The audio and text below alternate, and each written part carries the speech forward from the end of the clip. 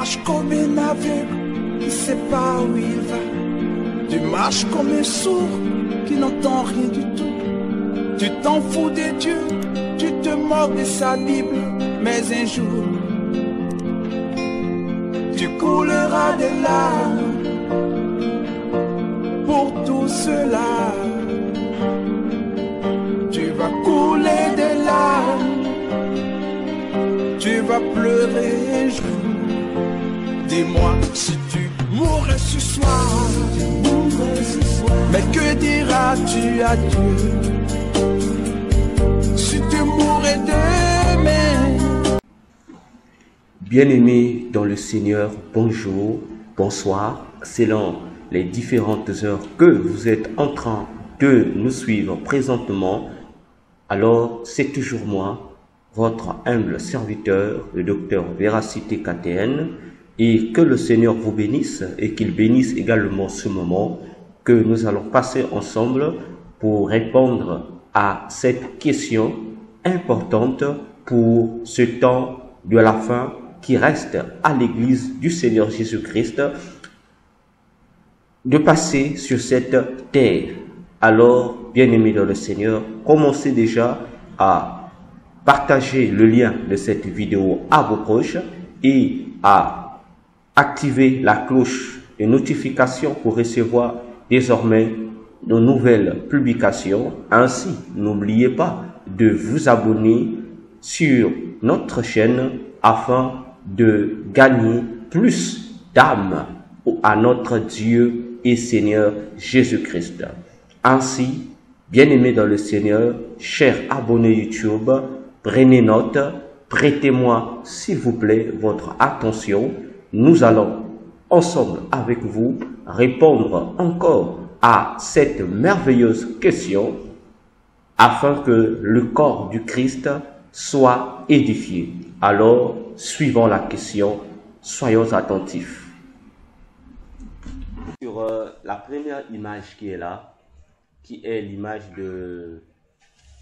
c'est pas le fameux ange là, ok? Si tu remarques bien l'image de la face, ça semble être une femme. Voilà, une femme. Maintenant, tu regardes les doigts. Au niveau de ses doigts, cet ange-là fait le salut qu'on appelle le salut cornu. Oui, c'est-à-dire, il y a les deux cornes, non? C'est le même salut qui est souvent fait par les satanistes, quoi. On appelle ça le salut cornu ou le salut satanique. Voilà, bon, non, ceux qui ont fait déjà cet ange-là, ça n'a rien à voir avec un ange de Dieu. Rien à voir avec un ange de Dieu. Et le plus souvent, les chrétiens, ce qu'ils ne savent pas, lorsque le chrétien prend des images là, il essaie d'envoyer les gens. Bon, je ne sais pas, c'est lui qui t'a envoyé ça ou c'est qui t'a envoyé ça. Quel est le message qui accompagnait cette image? Point d'interrogation.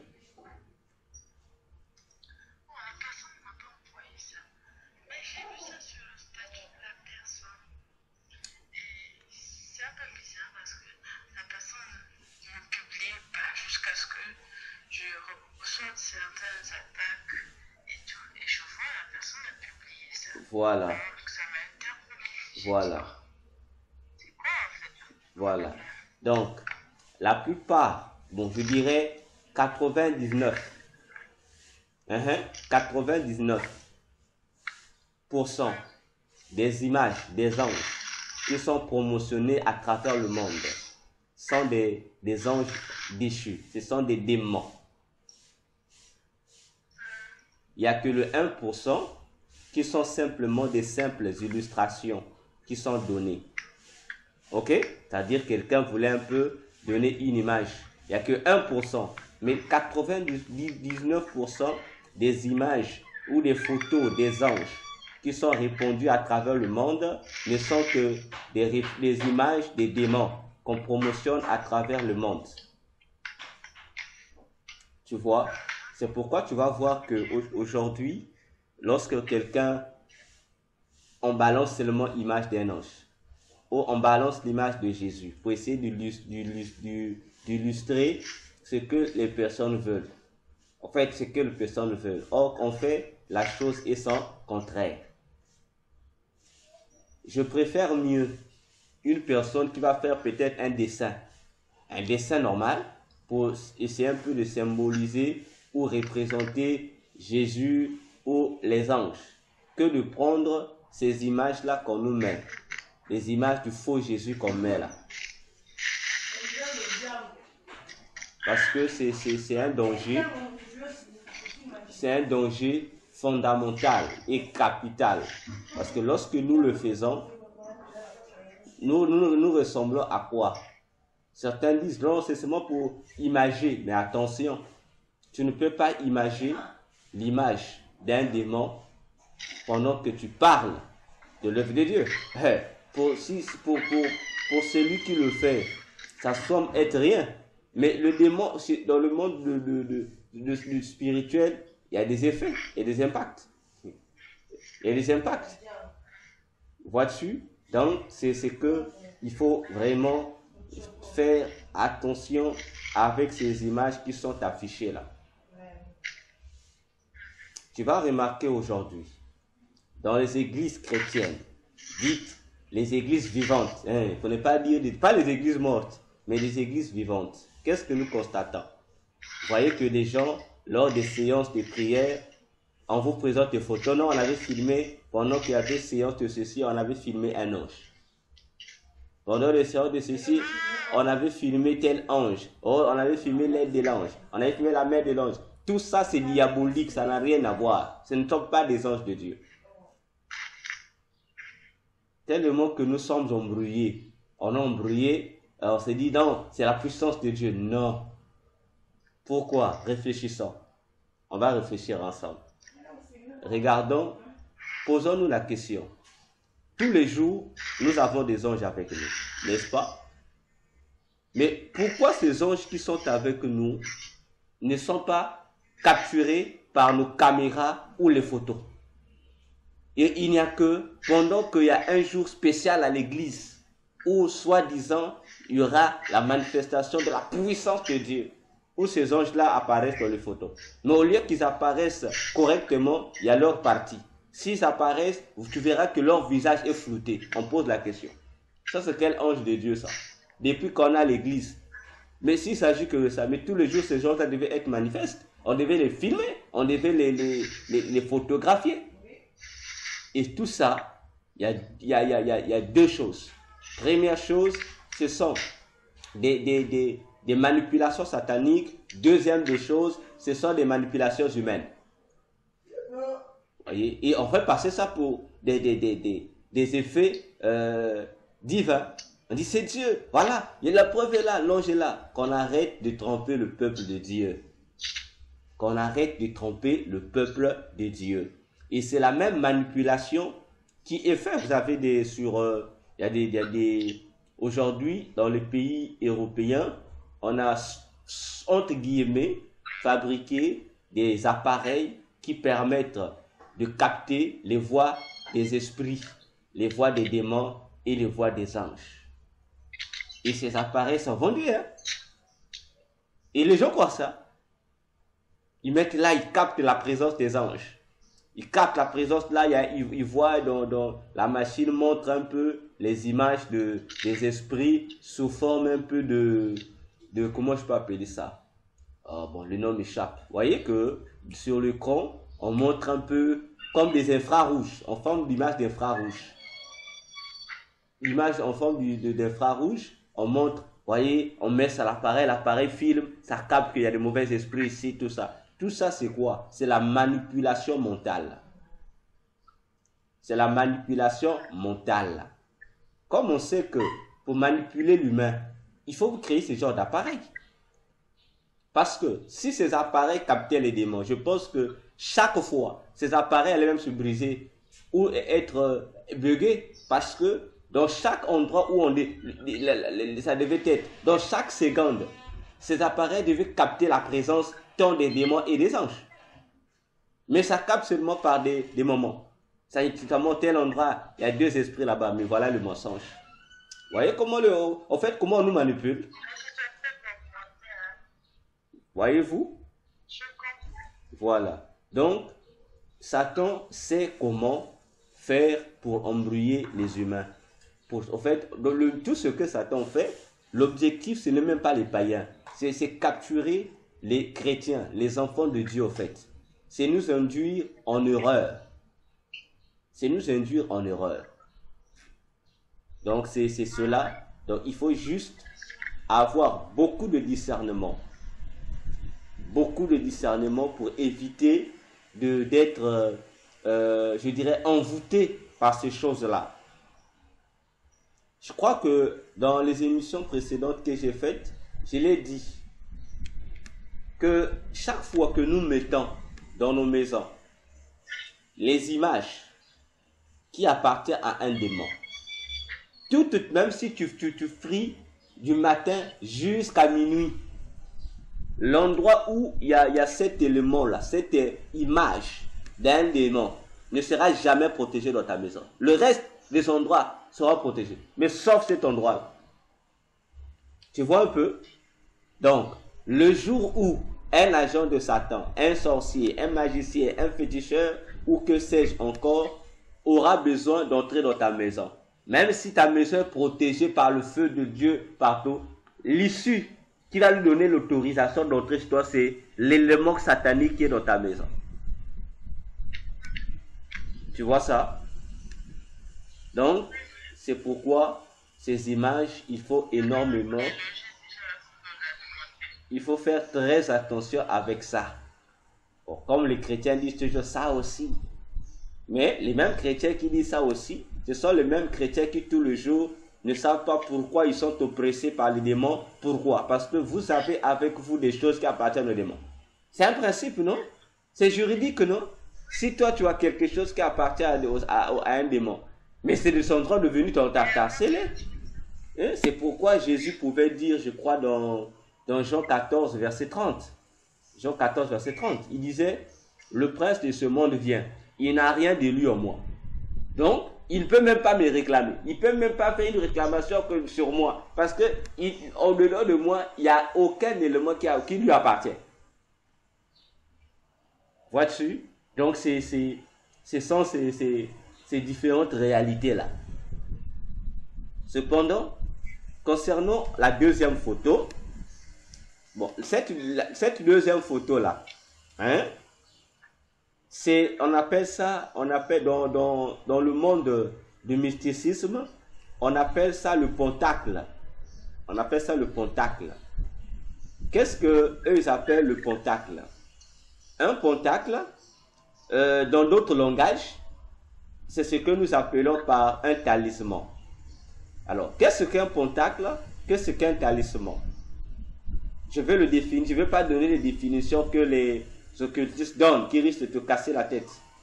Un pentacle, c'est quoi? C'est simplement une formule magique qui consiste à invoquer un démon donné. Je réponds. Un pentacle, c'est une formule magique qui consiste à invoquer ou évoquer un démon donné. Ok? Parce que chaque démon a sa formule. C'est comme on parle dans la science, dans les maths, dans la physique. Il y a des formules mathématiques, tu vois un peu? Il y a des formules de sciences physiques, il y a des formules chimiques. On te dit par exemple, toi pour avoir de l'eau, il faut qu'il y ait le dihydrogène et l'oxygène. Et chaque démon aussi a sa formule magique qui le représente lui. Et dans le monde de Satan, on appelle ça des pentacles.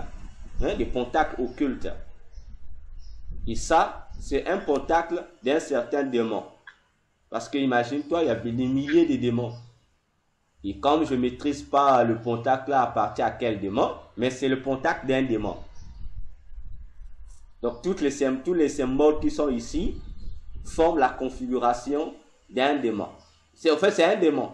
Maintenant, toi, pour invoquer ce démon-là, puisque pour comprendre la signification du pentacle, il faut que tu te refais au livre satanique d'invocation de ces démons.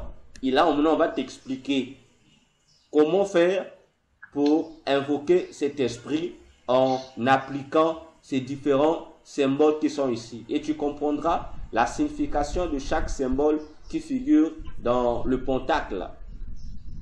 Tu vas voir par exemple dans le mysticisme, on te parlera d'un pentacle qu'on appelle le pentacle de Salomon. Les gens pensent que ce pentacle, on dit c'est un démon. Exact.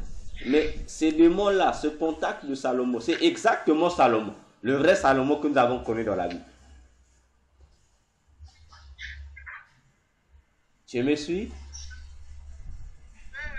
C'est notre Salomon de la Bible là. C'est lui. Lorsque Salomon est mort, comme à la fin de sa vie, Salomon est rentré dans l'occultisme. Malgré toute la sagesse que Dieu lui a donnée. Mais il a fini d'entrer dans l'occultisme. Et il est mort en tant qu'occultiste. Alors lorsqu'il est mort, qu'est-ce que Satan a fait? Satan a récupéré son esprit. Et jusqu'à aujourd'hui, l'esprit de Salomon travaille dans le royaume de Satan. Et dans le royaume de Satan là, Salomon est considéré comme l'une ou l'un des démons de la sagesse. Tu vas voir, même dans...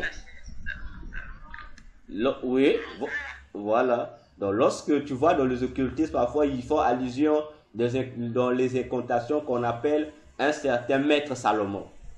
Ne réfléchis pas, c'est Salomon de la Bible. Là-bas, il devient un démon. Donc, cet esprit devient un démon qui est invoqué. Il est venu au service de Satan.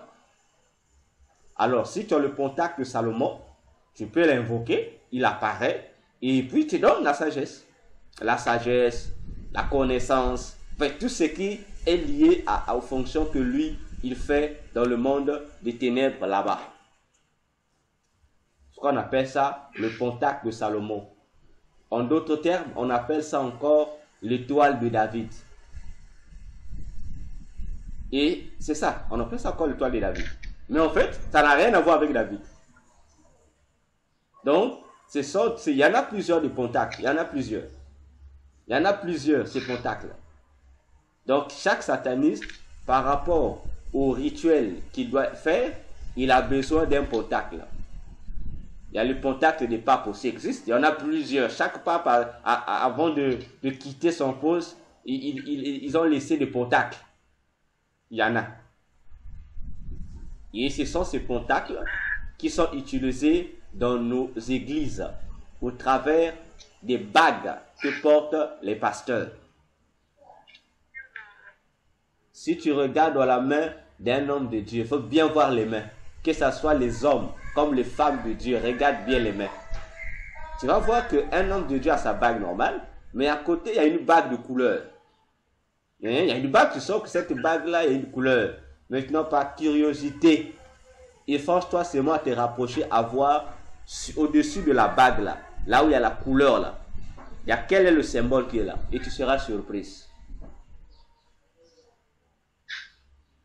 Bon, les femmes de Dieu qui ont également les mêmes pentacles, comme les femmes aiment se camoufler sous la beauté, on dira une femme qui a plusieurs bagues au doigt, on dira c'est la beauté. Vérifie bien les symboles occultes qui sont sur ces bagues-là.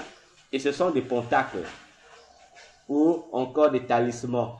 Ça veut dire que ils représentent ce genre de symboles-là, représentent le démon avec qui la personne a fait son pacte. Et le plus souvent, c'est pourquoi tu verras dans les églises, tout ce que dira le pasteur ou le prédicateur, tout le monde écoute. Combien même ce qu'il dit, ce sont des bêtises, mais tout le monde acclame, tout le monde est content. On se dit, mais comment? Oui, tout le monde est content parce que tout le monde est envoûté. En fait, c'est l'esprit qui est dans la bague qui fait l'affaire. Donc, il faut veiller à ce genre de symbole. Ça apparaît comme être rien. Mais un sataniste, lorsqu'il verra ce symbole, il a la facilité même d'envoûter celui qui on utilise sans s'en rendre compte. Mais exact, attends. Imaginons-nous, si tu prends le Pentacle de Salomon, ok? Tu en as sur toi. Ou tu dis, toi, tu te dis que c'est l'image seulement. Mais le fait que ça est chez toi, mais là, le sataniste qui sait comment utiliser ça, il peut faire de ta maison son hôtel ou un endroit où lui viendra siéger, sans que tu t'en rendes compte. Donc, dans ta maison, lui, il a créé aussi, dans ta maison, son petit cabinet satanique. Donc, pendant que tu dors la nuit, au travers de ce symbole que tu as chez toi, et ils viennent là, dans le symbole, faire leur réunion. Et sache que s'ils réussissent à faire la réunion chez toi, ça veut dire que ta maison est envoûtée. Et tu ne te rendras pas compte. Tu vas aller chercher les démons ailleurs. Tu vas le chercher ailleurs. Mais tu ne te rendras pas compte que le démon que tu cherches, ça se trouve dans un élément qui se trouve chez toi. Mais toi, tu vas commencer à chasser les démons de la famille. Les sorciers de la famille. Donc, c'est comme cela. Concernant tes différents symboles occultes que tu présentes là. Et vous devez comprendre également que tous ceux qui utilisent les pentacles, ces sortes d'images qu'on appelle formule magique ou pentacles, ignorent des dangers qui les guettent. Parmi les dangers, vous devez savoir une chose, c'est que le pentacle magique est qu'un signe ou un symbole qui amène vers nous ou vers celui qui l'invoque le monde des ténèbres. Autrement dit, lorsque vous faites usage des pentacles occultes, sachez que vous appelez vers vous le monde de ténèbres.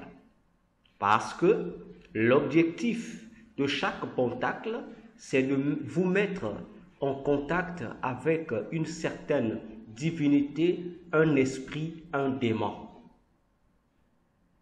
Voilà d'abord le premier danger. Que tu le fasses de manière consciente ou inconsciente, sache que une fois que tu as eu à utiliser le pentacle, toi-même, tu fais appel au démon de venir vers toi. Deuxième danger, que ceux qui utilisent les pentacles ou ceux qui vous obligent, ou même s'ils ne vous obligent pas, mais qui vous recommandent de faire usage de ces pentacles, ce qu'ils ne vous disent pas aussi, c'est que chaque pentacle satanique fait disparaître la présence de Dieu.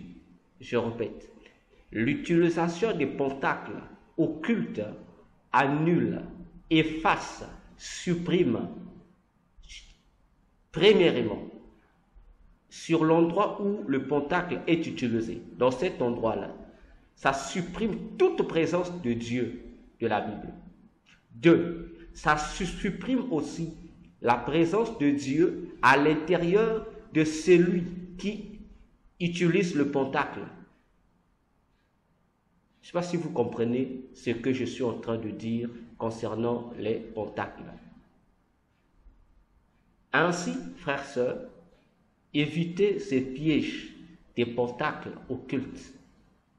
Évitez, je vous dis évitez. Donc que tu dises non, moi je ne savais pas, le pentacle n'a pas besoin de ta connaissance ou de ton ignorance. Ce dont le pentacle a besoin, c'est son usage, que tu l'aies utilisé. Une fois que toi, chrétien, toi, enfant de Dieu, tu as eu à utiliser le pentacle, sache que dans le lieu où tu te tiens, où tu as eu à utiliser le pentacle, et dans ta propre vie, le pentacle a annulé la présence de Dieu en toi, pour remplacer cette présence par celle d'un esprit impur, maître du pentacle que tu as eu à utiliser. Ok? Et ces pentacles sont utilisés de plusieurs manières. Vous allez remarquer souvent, la première manière, c'est au travers des formes géométriques. Vous allez voir que celui qui va l'utiliser, il va faire un dessin d'une figure géométrique.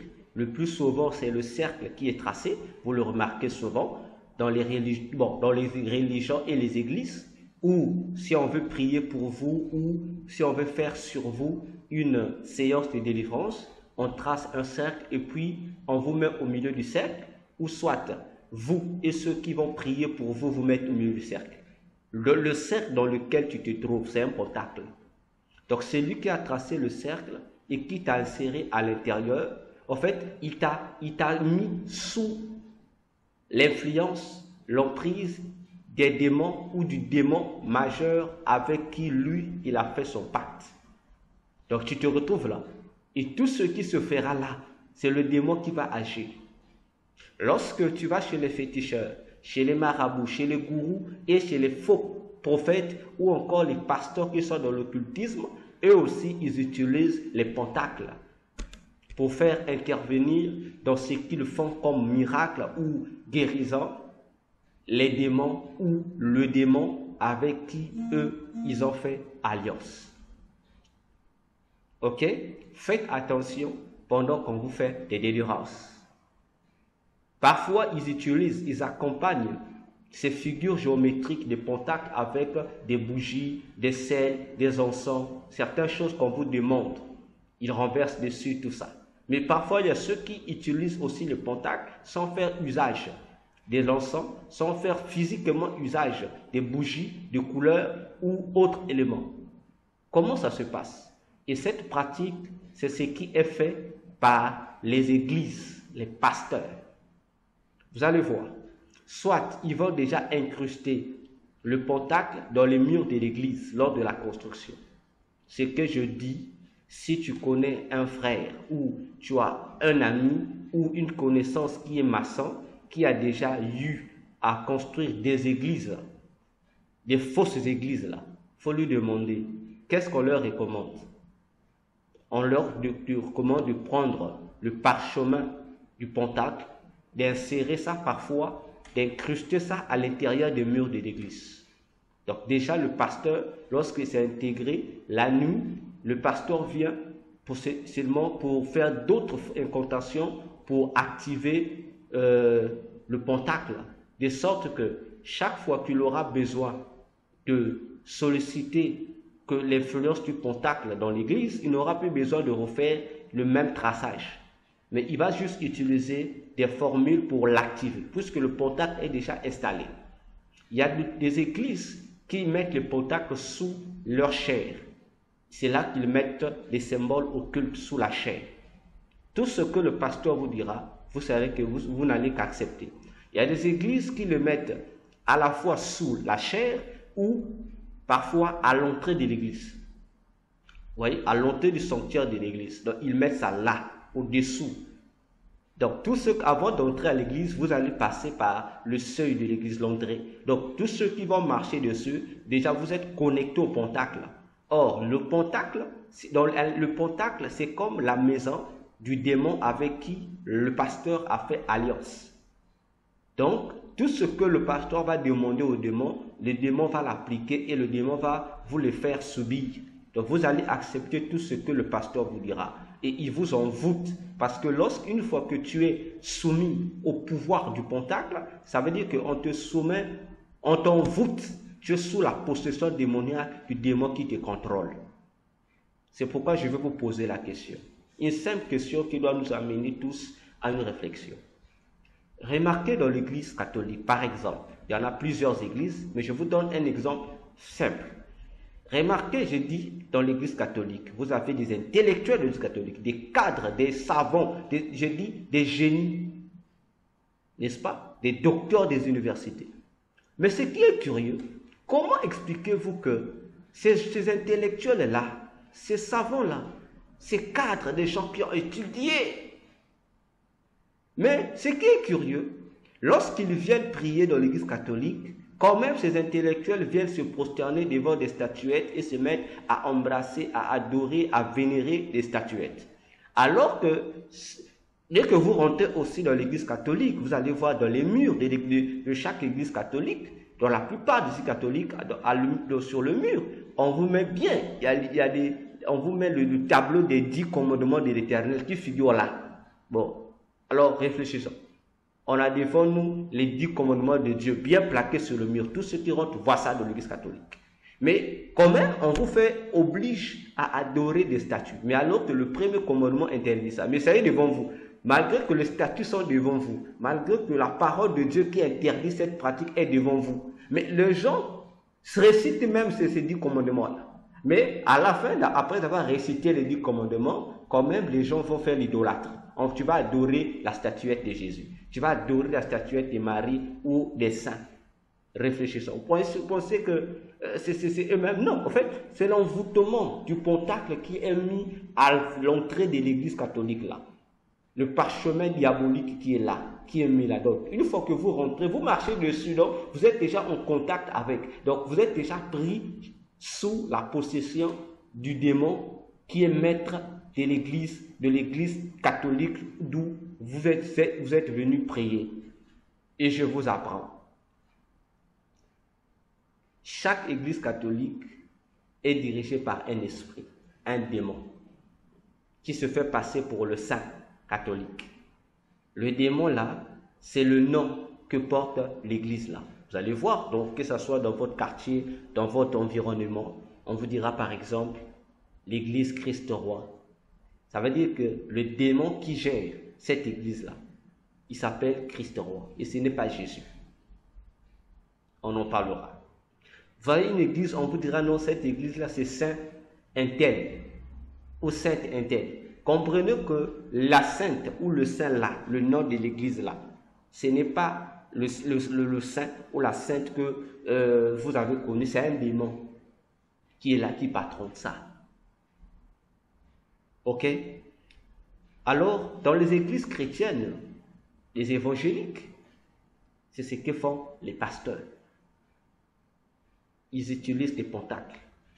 Regardez seulement la plupart des églises chrétiennes aujourd'hui. Regardez la forme de l'estrade, c'est-à-dire du podium où il y a la chair. Regardez le décor, vous allez voir. Pourquoi la plupart de ces décors ont maintenant la forme pyramidale ou la forme du trapèze ou une autre forme géométrique? Vous pensez que ces formes géométriques, c'est pour le décor? Je suis désolé. Il y a même des églises qui sont actuellement bâties sous ces formes-là. Vous pensez que c'est pour l'architecture? Non. C'est pour se conformer au principe du démon avec qui le visionnaire de l'église vient de conclure un pacte. Pour se soumettre aux exigences du pentacle diabolique qui est là. Voyez-vous? D'ailleurs,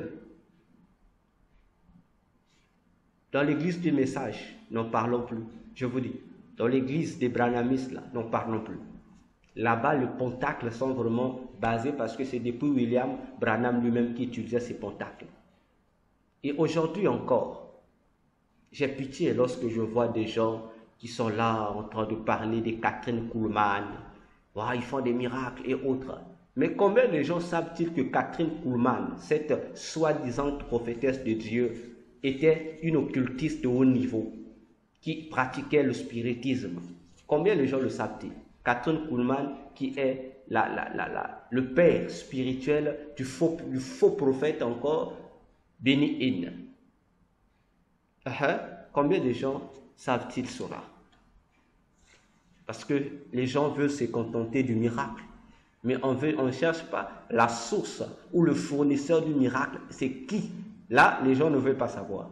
C'est que ce dont les gens ont besoin, c'est seulement le miracle. Mais Jésus avait dit dans Matthieu 24 qu'au temps de la fin, parmi les signes majeurs qui vont démontrer que les gens sont des faux prophètes, ce sont des miracles. Mais là, les gens ne prêtent pas attention. Ce dont les chrétiens ont besoin, c'est le miracle. Je suis désolé pour vous.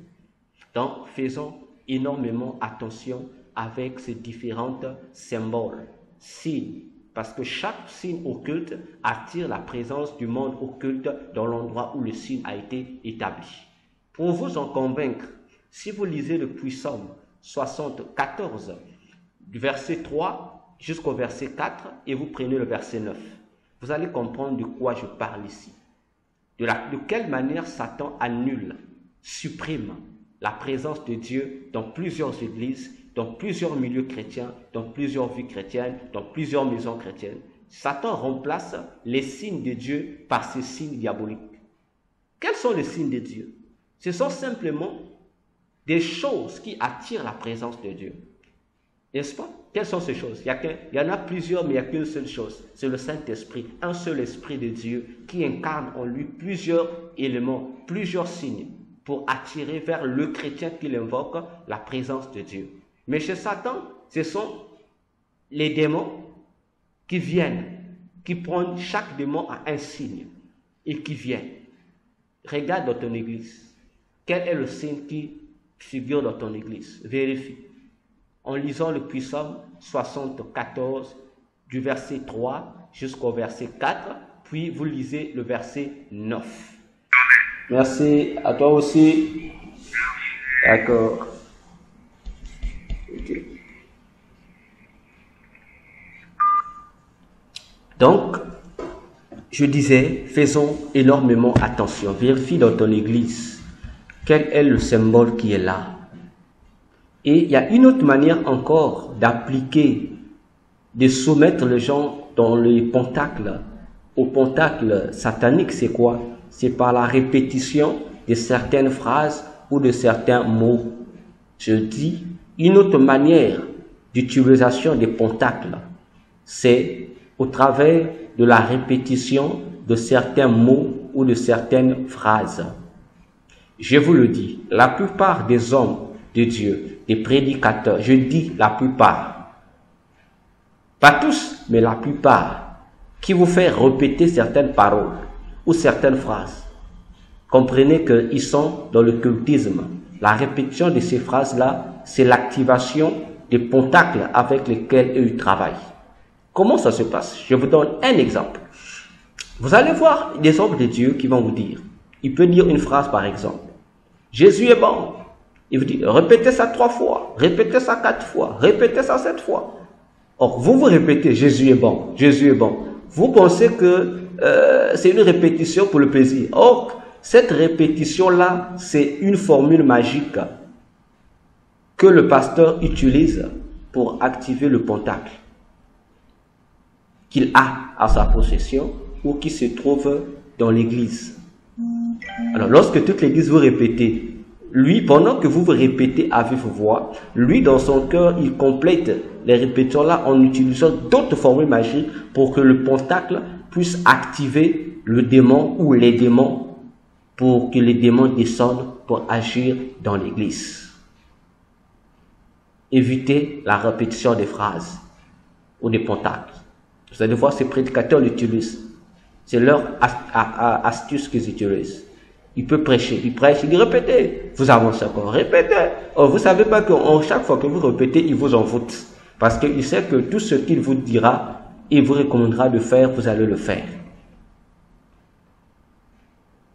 Les pasteurs qui vous demandent avant de prier pour vous, il faut acheter, il faut faire ceci. Et je vous dis, la plupart des pasteurs aussi, qui vous demandent de bâtir des hôtels, vous connaissez cette doctrine, bâtir des hôtels.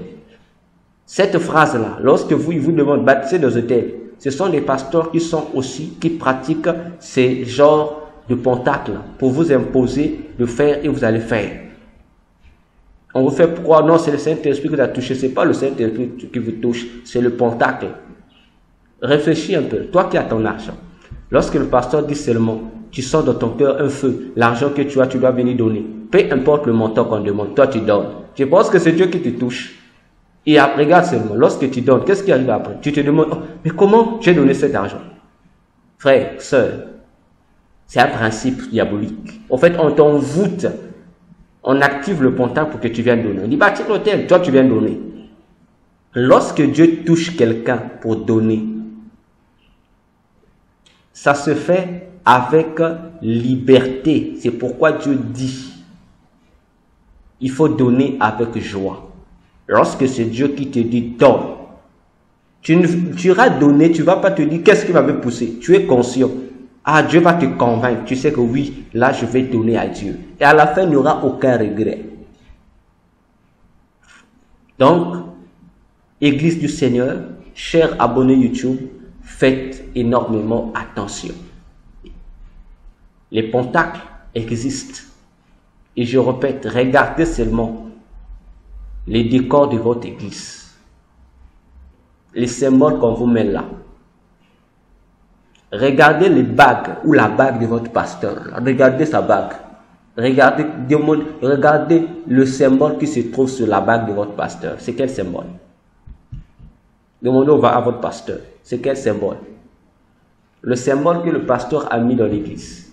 Pourquoi il a mis ça dans l'église? Réfléchissez.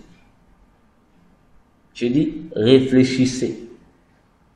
C'est un pentacle que le pasteur met là. Alors, à bon entendeur, salut. Que Dieu vous bénisse. C'était toujours moi, votre humble serviteur, le docteur Véracité KTN. Merci.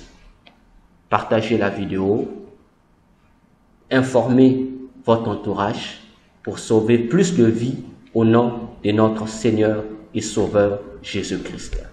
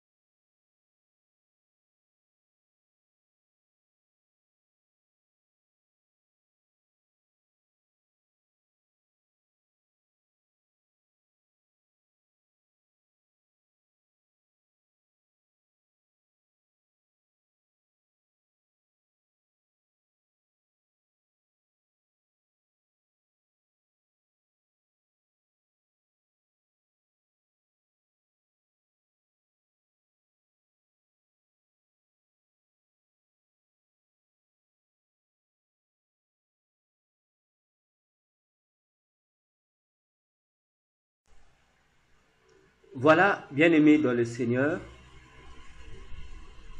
c'est ici que se termine notre émission d'aujourd'hui. Ainsi, nous rappelons encore, n'oubliez pas de vous abonner sur notre chaîne. Et si vous n'avez pas compris ma réponse ou que il y a un point dans mon développement qui vous semble être énigmatique, flou, prière de m'écrire sur mon WhatsApp ou encore de poser votre question directement sur les commentaires. Je viendrai vous répondre. Que Dieu vous bénisse. Merci de votre attention. C'était bien moi, le docteur Véracité KTN, et je vous dis que le Seigneur vous bénisse.